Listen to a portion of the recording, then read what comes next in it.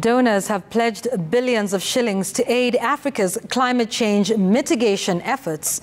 The United Arab Emirates committing the highest amount of $7.5 billion, with the United States promising to pump in $30 million. The pledges came even as the United Nations sustained its pressure on developed countries to meet their end of the bargain and cover the costs and implications of climate change in Africa, since they accounted for 80% of greenhouse gas emissions.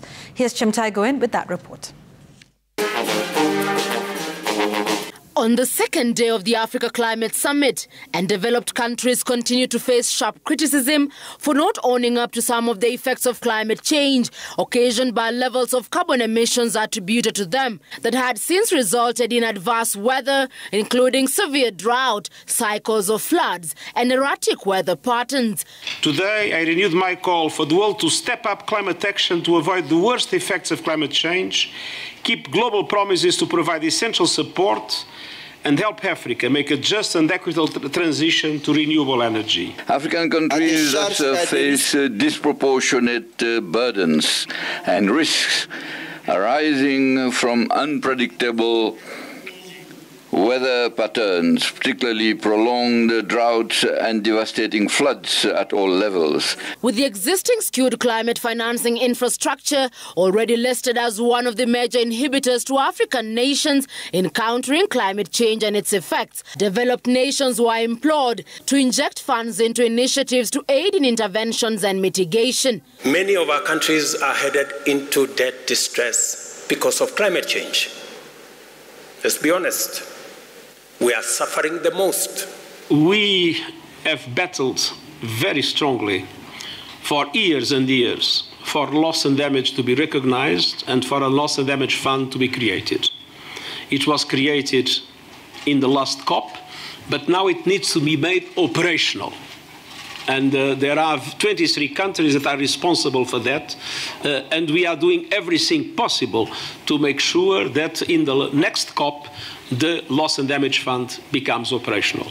The United Arab Emirates set a record for the summit with a $7.5 billion pledge, while the United States committed $30 million, $20 million of these to the Africa Adaptation Initiative for the Food Security Accelerator, and $10 million towards climate resilience and adaptation using technology. I am also calling on donors to double adaptation finance by 2025, and for all parties to transform the global goal on adaptation from theory and text into real action and tangible results.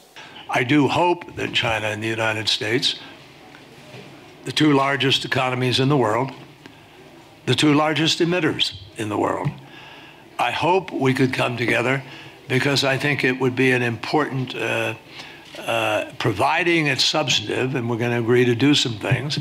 I think it would be very important to other workings of the COP and to the prospects for winning this battle, which we need to do.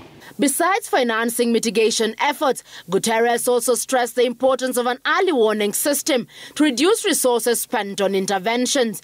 This is an investment, an important investment that needs to be done.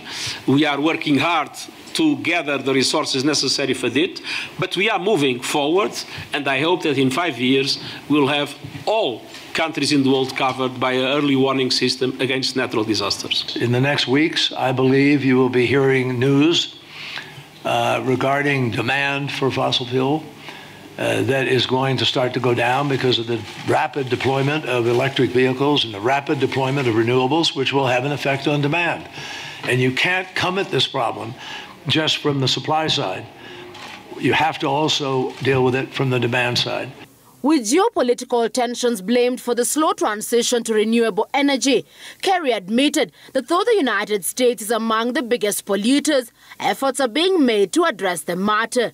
Dr. Barbel Koffler. Amid the mistrust pitting the global south against the global north over what appears to be lack of commitment in coming up with a functional climate financing infrastructure model, African countries came together to resolve and come up with what will work for the respective nations.